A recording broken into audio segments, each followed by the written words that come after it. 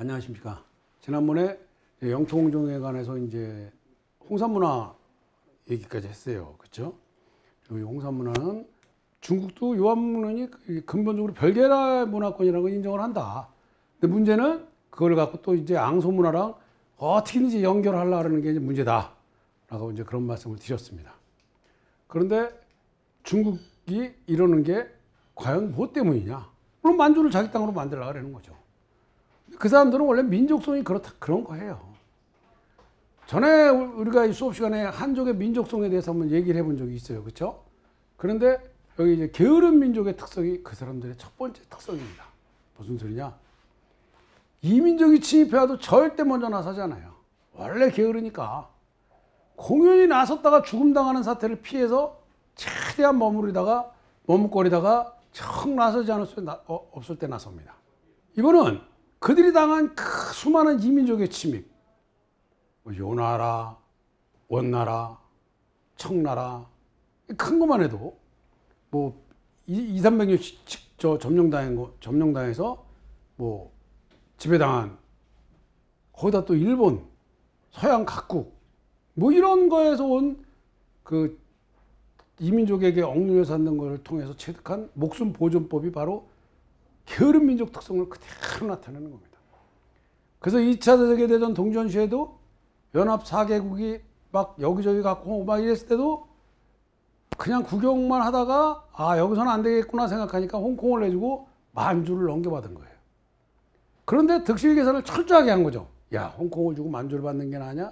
이게 100번 낫거든. 왜? 그때 중국은 되게 뭐 주들이 자랑하는 중원에는 아무것도 없을 텐데 만주에는 뭐 기관 산업이 발달했지, 군사 시설 발달했지. 그러니까 이거 갖는 게 낫죠. 까짓 홍콩 조금 내주고. 그래서 중국이 민족성으로도 영통공정을 시작한 거예요. 그 다음에 이제 먹을 수 있을 때 과식을 했어도 먹는 민족이라고 그랬잖아요. 왜냐하면 지배당에서 맨날 뺏기고 살다 보니까 못 먹는 거거든. 못 먹거든. 그러니까 지금은 중국이 빵빵하게 잘 나가잖아요. 그래도 옛날에 비하면. 그러니까 뭐 그렇다고 백성들이 잘 사는 건 아니에요. 지금도 중국 사람들 엄청 피골이 상접한 사람 많아요, 솔직히. 그런데 좌우지간 그나마 외부적으로나마 체계가 갖춰졌을 때 만주를 영토로 고척하지 못하면 언젠가는 떨어져 나갈 영토라는 걸 잘 알고 있습니다, 중국이. 한족의 중국은 만주족의 청나라가 자신들의 역사가 아니라는 거 알아요. 자기들을 지배한 역사지 절대 자신의 역사가 아니라는 거 알거든요. 그러면서도 역사서에는 자기 걸로 표시했지만 절대 아니라는 거 알아요. 그렇기 때문에 만주라는 땅이 대대로 우리 한민족으로부터 한민족이 지배했고 또 거기서 생활했고 거기서 파생된 여진족의 아골타의 후손 누르와에 치해서 청나라와 금나라가 건국되고 그들이 살던 땅이라는 거 압니다. 그래서 언젠가는 떨어져 나갈 영토라는 걸 알기 때문에 지금 빵빵하게 잘 나갈 때 자기 것으로 고착해 보겠다는 그 생각 때문에 이렇게 영통공정에 얽매이는 거예요. 그 다음에 남의 이목은 생각도 하지 않는 민족이라고 했습니다. 왜? 원래 뭐 남들한테 지배당하고 남들한테 목숨 뺏기는 게 또 굶는 게 몸에 배다 보니까 목숨이라도 보존하려면 체면이 어딨고 예의가 어딨냐. 그래서 남의 이목을 생각하는 데는 거리가 먼 민족이거든요. 그러니까 동북공정을 필두로 해서 전부 이게 날조고 왜곡이라는 거 저희들도 알아요. 하지만 그 사람들은 양심의 가책? 그런 건 그 사람들한테 없는 사람들이에요. 그리고 국제사회에서 비난하는 거 하려면 해. 우리는 이렇게 만들어서 이게 후대로 전해지면 이게 역사가 되는 거니까라고 생각하는 사람들이에요. 그 다음에 생존을 위해서는 뭐든지 하는 민족이라 그랬어요. 이 토탈 이 앞에 세 가지를 합하면. 그래서 자신들한테 이득이 되는 뭐든지 하거든요. 그러니까 그럴 때는 뭐 거짓말은 물론 약속 안 지키는 거 당연한 거죠. 중국이 통일헌법에 한족과 55개의 소수민족이 대등하다고 말한 것은 만주는 물론 신장 유구르나 티벳까지 강점한 영토를 지속적으로 강점하기 위한 수단일 뿐이지. 중국에 가보세요. 아니 중국에 안 가더라도 중국 상황을 보세요. 소위 말하는 성주? 전국 인민대회 할 때는 어떻게 묘족이고 뭐고 자기 전통의상 입고 한 도하러 오지. 그 성주 치고 한족 아닌 사람이 어디 있어요? 한족하고 관계되지 않은 사람이 어디 있어요? 하다못해 한족하고 국제결혼한 사람 자식이라도 돼야 그와 한 자리 껴차지. 안 그러면 그거 못해요. 그게 바로 한족의 민족성이라는 겁니다. 자, 그러면 중국만 그런 게 아니라 대마도 영토 수복을 관점에서 일본의 대미 외교를 한번 봐야 돼요. 일본이 미국하고 밀착 외교를 벌이는 거는 필요에 의한 수단이에요. 미국은 동남아 거점으로 활용하는데 오키나와 등 일본이 또 최선으로 필요하기 때문에 또 그 미국으로서는 필요한 수단이고요. 일본 고유의 민족 정서가 뭐라 그랬습니까? 농민, 그러니까 농노라 그랬죠. 그 대대로 그 억압받는 민족, 그 80%가 그 사람들이 80%가 넘었으니까.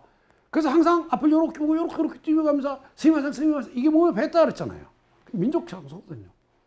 그 다음에 칼을 차고 거드럭대는 건 진짜 사무라이는 아니에요. 진짜 사무라이는 진짜 이 함부로 칼 이렇게 빼고 가서 차고 다 이러지. 꼭 선비 같은 사람들이에요. 근데 그 뭐 전체의 3%가 안 됐으니까 그 사람들은. 그 칼을 차고 거들먹거리는 게 소위 하급무사, 아시가 뭐 중급무사 뭐 이런 사람들이거든. 그 이 사람들은 죽이지 않으면 아시가르 뭐 이런 사람들이죠. 그러니까 나중에 이제 보병이 되는 거죠. 죽이지 않으면 죽는다는 게 머릿속에 딱 들어있는 거예요. 왜? 계속 반복되는 번과 번끼리의 전쟁, 또 이 서로 쇼군이 되려고 싸운 전쟁, 다이묘가 되려고 싸운 전쟁. 이게 뭐 아주 그 사람들한테는 그 대대로 이어온 그 전쟁이거든요. 그러니까 이 칼을 여보게야 칼 못 차게 폐도령 내렸을 때 반란을 다 일으킵니까? 자기들의 상징이라 그래갖고. 이런 정도로다가 그 진짜 죽이지 않으면 죽는다는 게 머릿속에 밴 사람들이에요. 그 다음에 농노의 정신이 스미마셍 하는 거. 위에서 시키면 무조건 복종하는 거. 이게 일본의 민족 정서거든요. 그 지금도 유일한 그런 문화를 가진 나라가 해사고 뭐고 가진 나라가 일본이잖아요. 그런 미국과 일본이 밀약이 맺은 게 오키나와의 미 해병대 기지를 만드는 거는 물론이고 7.4 부대 성과물이 미국한테로 넘어간 겁니다. 그래서 오키나와는 아까도 말씀드렸지만 1972년까지 실질적으로 미국이 지배를 했었어요. 그러던 게 일본으로 넘어갔지만 그래도 일본은 말 안 하잖아요. 오키나와 뭐 미군 기지 뭐 해병대 기지 어떻게 오키나와 해병대 기지에 있는 그 미 해병대들이 해병대 사람 저 군인들이 일본 여자 강간하고 막 그런 건 가끔 있어요. 여러분 아시잖아요. 그런 사고가 나도 일본이 미국에게 크게 그 공식적으로 막 난리치질 않아. 그거는 서로 어쩔 수 없이 주고받는 그런 게 있었기 때문이에요. 그 특히 오키나와를 미 해병대가 이렇게 누린 이유는 물론 아시아, 오세아니가 전부 한눈에 들어오는 게 가장 큰 거예요. 그렇지만 거기에 미군이 3개월 동안 오키나와를 점령해서 10만 병력을 투자해서 전사 12,000명, 부사 3만 6천 명. 그러니까 5만 명, 절반이 사상자가 된 거야. 그리고 일본은 거기서 10만 전사자를 냈어요. 그러니까 이 3개월 동안 이렇게 치열한 전투를 하고 사상자를 낼 정도면 오키나와가 얼마나 천연요새인가는 말씀 안 드려도 알게 됩니다. 결국 그 천연요새를 넣기 위해서 또 7.4 부대의 화학전과 세균전의 성과물을 얻기 위해서 미국과 일본이 밀약을 맺은 거거든요. 그리고 미국과 일본은 지금도 그걸 뛸 수가 없는 거예요. 왜? 오키나와를 미국이 가진 만큼 일본은 아까 말씀드린 홋카이도와 대마도를 갖고 있거든요. 우리 대마도는 그 중에서는 아주 작은 거죠. 그렇지만 일본은 한 가지 더 덕본 게 뭐예요? 김일성이 6.25 때 밀고 내려오는 바람에 그 바람에 미군이 일본에 주둔하면서 일본 경제개발을 오늘날의 일본을 토대를 만들어줬잖아요. 그러니까 일본은 미국과 밀착 외교를 벌이면서 미국 선봉대 역할을 안 할 수가 없는 겁니다. 아니 나라도 그렇게 하지. 땅 줘, 돈 줘, 뭐 안 주는 게 뭐 있어요. 그러나 우리는 그걸 보고만 있으면 안 돼요. 미국과 우리는 안보 문제, 또 우리와 또 우호 뭐 이런 문제에 대해서는 별도로 대마도 영토 수복을 위해서는 2차 대전 후에 미국이 벌인 영토 문제에 관해서 한미일 상국이 심도 있게 토의할 필요가 있습니다. 물론 국제 문제화 될 수도 있어요. 왜? 아까도 말씀드린 대로 오키나와나 홋카이도, 사할린, 뭐 쿠릴리오도 이게 다 문제가 될 수 있으니까요. 그렇죠. 국제 문제 될까봐 내 거 찾는데 그걸 안 합니까? 만주는 물론이고 대마도도 내 건데 그러니까 해야죠. 그런데 이것들이 지난 우리 곁에 알게 모르게 파고든 식민상황과 무늬만 합리적인 실증상황 때문에 점점 더 깨져가고 있습니다. 우리가 인지하지 못하는 사이에 그들은 우리 곁에 와 있어요. 마치 사이비교가 나 들어간다, 나 네 머릿속에 들어간다, 나 네 가슴 속에 들어간다라고 얘기하지 않고 조금씩 살금 다가오듯이 이 실증사관을 무늬만 다 실증사관인 척하고 실증사관으로 유장한 4대 식민사관이 우리한테 점점 들어오고 있는 겁니다. 그런데 이거는 우리가 빠져서 거기에 동조해지면 그들은 진짜 자신이 옳다는 판단으로 점점 더 망발을 자행하게 돼 있어요. 설령 우리가 빠져들지 않고 아유 친한 사이인데 저거 어떻게 저거 아니라고 얘기를 해 라고 얘기하는 순간 그 사람은 그 사이로 그 못된 식민사관으로 빠져든다는 걸 알고 내 곁에서 누군가가 그런 데로 빠져들 때는 즉시 말려줘야 됩니다. 즉시 충고를 해줘야 돼요. 중국과 일본에 의해 자행되는 역사와 문화 날조와 왜곡을 알면서도 침묵하는 것은 동포공종을 비롯한 영토공종과 식민사관에 동조하는 행위랑 똑같은 거예요. 그래서 제가 몇 번 아니고 한 번 이런 말씀을 드린 적이 있어요. 그 중에서 대표적인 게 동포공종을 공식적으로는 지지하지 못하지만 글쎄 요한문명이나 홍산문명론 같은 거 그거 말이야 이래가면서 마치 그게 한족의 중국 역사나 중국과 우리 한민족의 공동 역사라고 얼버무리는 사람들, 또 윤동주를 중국 신인으로 만드는 것 등에 대해서 은근히 글쎄 그게 간도가 우리 땅 맞을까? 그러니까 윤동주가 그걸로 살았으니까 뭐 이런 식으로 얼버무리는 사람들. 특히 지난 시간에 말씀드린 홍산문화론이 중국 역사라든가 동북아 공동 역사라는 것에 동조하는 것은 만주가 중국 영토라는 것을 인정하는 행위와 같은 말입니다. 지금 그 얘기들 많이 해요. 그러면서 이게 또 단체 이름까지는 얘기를 차마 못하지만 그 환단고의 같은 그런 역사들을 이렇게 참 뭐 위대한 거다 이렇게 추종해가면서 그래가면서 이렇게 우리 영토가 지금 만주 뭐 그걸 벗어나서 저쪽 중국 내륙까지 들어가야 된다 이렇게 주장하는 사람들 얼핏 보기에는 야, 이 사람들 진짜 대단한 거 주장하네. 맞네, 맞아. 이렇게 돼요. 그쵸? 야, 이 사람들 진짜 대단하네. 그렇게 이게 오히려 만주에 넘어서 나나를 넘어서 거기까지라네. 그러면서 홍산문화를 아까 말씀드린 앙소문화랑 연결을 짓는 거예요. 그래서 이거 앙소문화.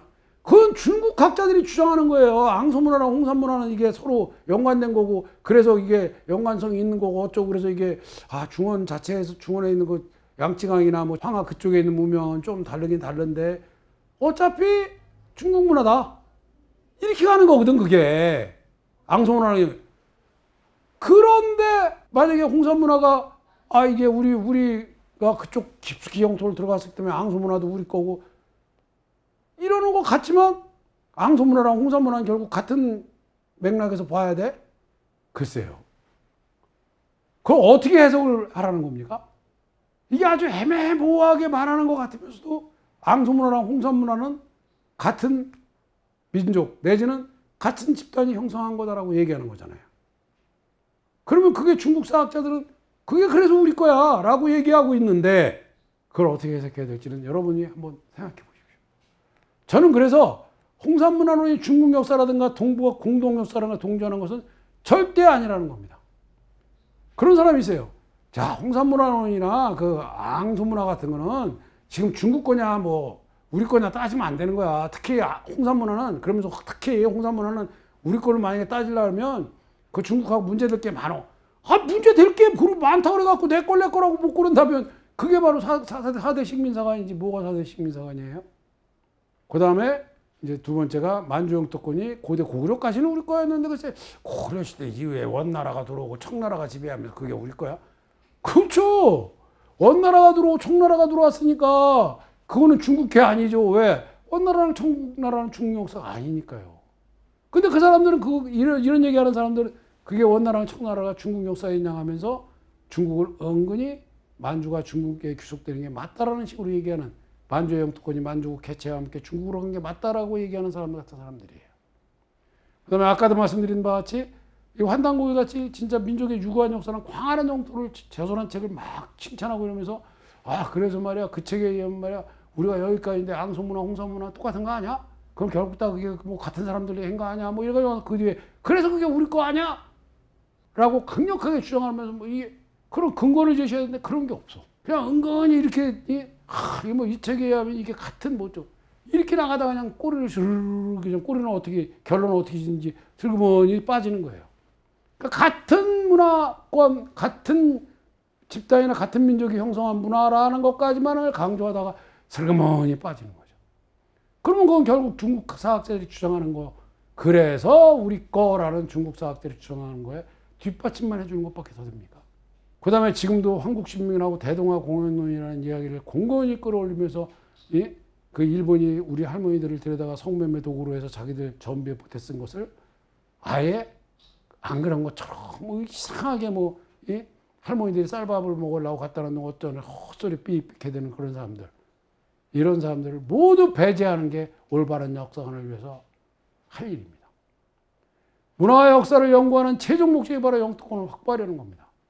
중국의 동북공정을 비롯한 영토공정의 목표는 만주의 영토권 확보입니다. 영토 문제에 대한 견해가 식민사관이라면 무늬만 실증사관이고 그건 바로 식민사관입니다. 영토 문제에 대한 견해가 정말 실증사관이라면 그게 실증사관이죠. 중요한 거는 우리가 역사와 문화를 공부하는 이유 자체가 영토 때문이라는 것을 중요한 겁니다. 신중하게 접근해야 합니다. 그게 학술적 이론이 아니면 정치적 문제인지조차 판단하지 못한 그런 이들은 가치없는 존재예요. 학술적 이론이 부족하다면 보충해야죠. 그런데 그것도 안 해. 재탕 삼탕 해먹으면서 식민사관, 사대사관을 은근히 고집하는 거예요. 또 국제적 마찰을 들여먹으면서 실증사관으로 증명하기를 회피해요.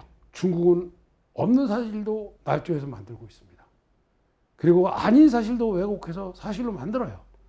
그런데 우리는 모르거나 능력이 없어서가 아니라 내가 가진 그 아집 때문에, 또 내가 쌓았다고 생각하는 그 업적 때문에 망설이고 있다면 지금은 다시 한번 생각해 볼 때입니다. 바로 그래서 우리는 역사 속의 인물 중에서 제일 만나고 싶은 분이 단재 신채호입니다. 단재 신채호는 1808년 12월 8일 태어나셔서 1936년 2월 21일 날 돌아가셨어요. 본가는 고령이십니다. 제가 고령이에요. 제가 고령신가인데 신용호인데, 그런데 그 학렬상으로는 제 우식호에서 제 손주뻘 되는 분이에요. 제가 학렬이 되게 높거든요. 하여간 그래서 우리 가문의 영광인 분이에요. 물론 저랑 파는 점은 다릅니다. 그리고 언론인이고 독립운동가이며 사학자십니다. 그분이 벌인 언론 활동은 1898년에 신기선의 추천으로 성균관에 입학하십니다. 그리고 성균관 박사에 임명됐으나 다음날 사직하고 단발 결행한 뒤에 낙향하여 계몽운동을 시작하는데 이때 장지연 선생님 눈에 딱 들어가는 거예요. 그래서 장지연 선생님의 논술로 유축돼서 다시 상경해서 11월 20일 장지연이 을사늑약에 반대하는 시일야 방송대국을 발표하는 사건이 발생하죠. 그때 신채호는 시일야 방송대국의 집필을 도와주고 장지연이 투옥되자 그를 대신해서 황성신문을 이끌어가다가 황성신문이 폐간됩니다. 그리고 1906년에 박은식의 도움으로 배대리 운영하던 대한매일신보의 주필로 초청이 됩니다. 그리고 1914년에는 윤세복의 초청으로 서간도 환인년 홍도천에 머물며 동창학교에서 국사를 가르쳤는데 이때 국사교조로 조선사를 집필하셨고 또한 이 시기에 서간도 일대의 고구려 고족을 답사하십니다. 그리고 1915년에 이혜영의 권고로 북경에 체류하시죠. 그리고 중화보와 북경일보에 기고해서 조선사 통론 등을 집필하십니다. 또한 신기숙과 함께 신한청년단을 조직하고 박다락원을 설립해서 한일 청년들의 단결과 교육에 투신하십니다. 지금까지만 봐도 이분은 역사, 언론, 그 언론도 그냥 언론이 아니라 우리 역사를 바로 세우는 그런 글을 쓰시거나 아니면은 독립에 관계된 일만 하시는 거예요. 그거 아니고 한 번도 쉬실 적이 없어요. 그래서 그 독립운동을 하시던 주위 분들이 이렇게 추천해 주시고 초청해서 계속 그거를 이어가십니다. 그러다가 국권의 피탈이 확실시되자 신채호 선생님은 애국지사들과 협의해서 1910년 4월 중국으로 망명하십니다. 그리고 9월에 러시아 제국의 블라디보스토크 인근에서 신한촌이 형성되는 데 참여하였으며 연해주에 발견된 한글 신문인 해조신문의 발행에도 참여하십니다. 1911년 12월에 권업회라는 교민단체를 조직해서 권업신문을 발행하고 독립사상을 고쳐했으며 1912년에는 광복회를 만들어서 활동하십니다. 그냥 이렇게 독립운동을 한다고 뭐 이렇게 막 입으로만 하는 게 아니라 실제로 이렇게 신문을 발행하고 뭐 거기에서 글을 쓰시고 이러면서 계속 그 계몽운동을 하시는 거예요. 그러다가 1919년 2월에 일명 무호독립선언서에 서명을 하십니다. 3.1 기미독립선언서가 먼저 만든 독립선언서죠.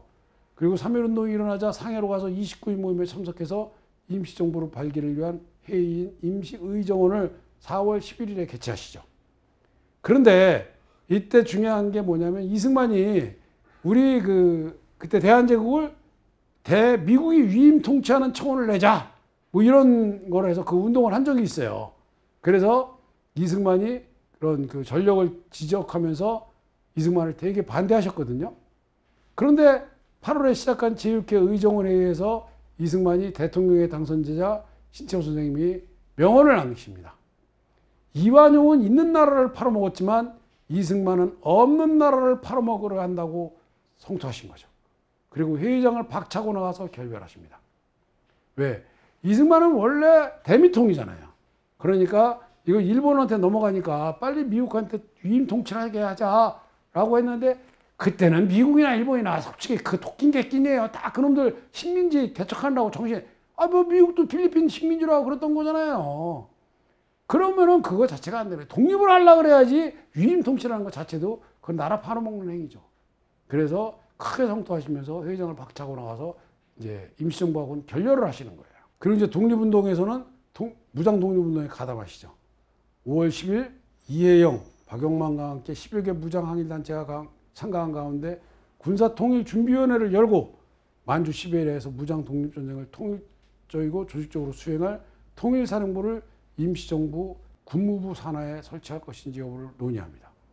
그런데 이 회에서 이승만의 노선에 반대해서 이승만과 격렬히 싸우고 법적 투쟁까지 벌인 하와이 대표단의 박용만이 이승만의 미국 위임 통치 문제를 공개적으로 폭로하면서 이제 임시정부 국무부 산하에 두는 게 좀 문제가 되는 거죠. 그래서 이승만의 위임 통치안이 실적인 독립운동 대표들인 무장 항일단체 앞에서 하와이에서 이승만과 활동하던 박용만에 의해서 폭로됐으니까 이게 사실이다, 확실하다. 그러니까 대표단 전원은 이승만을 불신임하게 되고 이승만이 사퇴하지 않은 상해 임시정부 자체를 만장일치로 불신임합니다. 결국 임시정부 당국에게 군사통일의 이름으로 임시정부 및 의정원을 불신임하는 무효를 선언하고 이를 알리는 편지를 발송합니다. 우리 니네랑 같이 못 간다. 그리고 이를 대신하기 위해서 국민대표회의 소집을 결정합니다. 군사통일준비위원회는 신채호를 주관으로 해서 대동이란 주관제를 발행합니다. 그리고 임시정부를 대신해서 국민대표회의를 소집했지만 그게 결국은 그렇게 오래 가지는 못했어요. 그러면서 한편으로는 끊임없이 국사연구를 하십니다. 그래서 1922년에는 진짜 불멸의 명작 조선상고사를 집필하십니다. 우리가 흔히 조선상고사가 옥중육어로 알려지기도 했고 또 그런 분들도 계세요. 그렇게 알고 계시는 분들도. 근데 조선상고사는 옥중에 계실 때 조선일보에 연재됐기 때문에 그렇게 인식되는 거지 그때 쓰신 건 아니에요. 우리가 흔히 조선상고사가 옥중에 투옥중에 쓰셨기 때문에 완성이 안 된 걸로 알고 있어요. 그렇죠? 중간에 미완의 작품이거든요. 그러니까 보신 분들은 아시겠지만. 근데 그래서 미완의 작품인 건 아니에요. 사실 1922년에 쓰시면서 이분이 너무 왔다 갔다 뭐 여기저기 왔다 갔다 하시다 보니까 어디 자리 잡고 계셨던 분이 못 되잖아요. 지금 쭉 보셨지만. 그러다 보니까 완성을 못한 미완의 작품으로 남은 거예요. 그래서 이따가 말씀 또 드리겠지만 신채호 선생님이 그랬대요. 내가 이 옥에서 나가면 만약에 살아서 나가면 그러면 내가 조선상고사 완성시키고 그 앞에 좀 보충 좀 하고 싶다라고 말씀을 하셨다랍니다. 조선상고사를 보시면 이 각주가 별로 없어요. 그러니까 어디가에서 이런 얘기가 나왔다는 게 없어요. 그리고 지금도 가장 안타까운 거는 만반환이 어딘지를 명기를 안 해놓으셨어요. 헌우락하고. 그래서 이 만반환하고 헌우락에 대해서 얘기가 많아요. 만반환, 헌우락이 폐수다. 그래서 폐수가 지금의 유하냐, 대능하냐, 난하냐 이런 얘기도 많고. 물론 심리사학자들이 주장하는 것처럼 청천강은 절대 아니죠. 그런데 유하냐, 대능하냐, 그래도 만반환은 과연 어디냐 해갖고 그것도 그거에 대해서 많은 의견들이 지금 사학자들마다 얘기를 해요. 그런데 그때 불리는 이름이 그거였었다면 신천지 선생님이 그냥 지어내지는 않았을 거란 말이에요.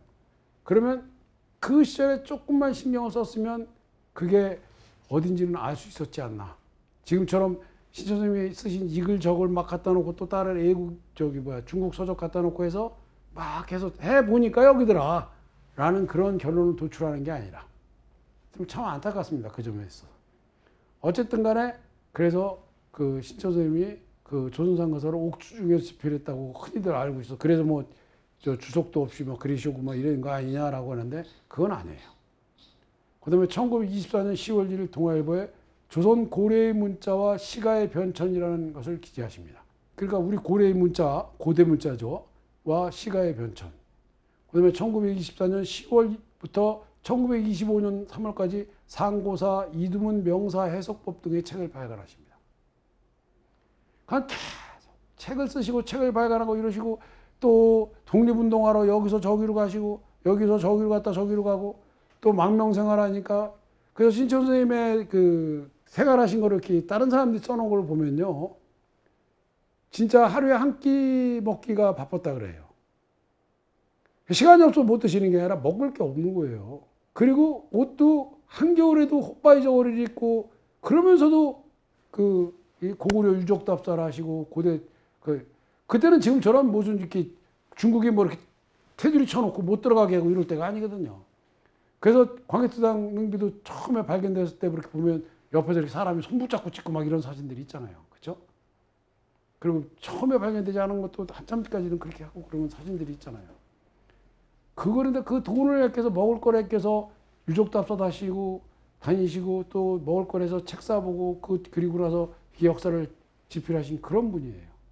그러니까 그건 이거 제 얘기가 아니라 그 시대를 살던 다른 분들이 신천지 선생님들에 써놓은 글들입니다. 그러니까 바로 저런 위대한 글들을 쓰실 수 있었던 거예요. 그리고 1925년에 시대일보에 고구려와 신라의 건국연대에 대하여 투고라고 하는 투고를 하셨습니다. 이게 바로 고구려 연대가 신라보다 앞서야 된다는 걸 주장하신 글이에요. 1925년, 물론 조선상고에서 나오니까 1920년대에 벌써 그 글을 쓰신 거예요. 조선상고사에서 200년 앞서야 한다고 주장하신 그런 걸. 그러면서 여기 뭐라고 되어 있냐면 백제는 어차피 고구려에서 이렇게 내려온 거니까 차치하고 신라랑 고구려만 따져보자. 이래가면서 고구려가 앞서야 되는 이유를 쭉 써놓으신 글이 바로 이 고구려와 신라의 건국연대에 대하여 투고라는 겁니다. 고구려를 지키는 게 바로 민족을 지키는 거잖아요. 신천지 선생님이 뭐라고 하셨어요? 역사가 없는 민족은 미래가 없다. 근데 고조선 역사가 없으면 우리 역사도 없는 거다. 고조선이 없으면 우리의 미래도 없다는 거예요.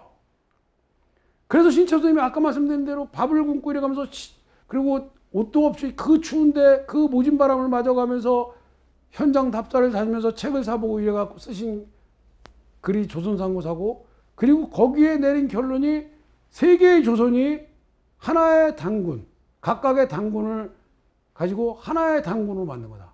그래서 진조선, 번조선, 막조선이다. 그리고 그 맹주는 진조선이다.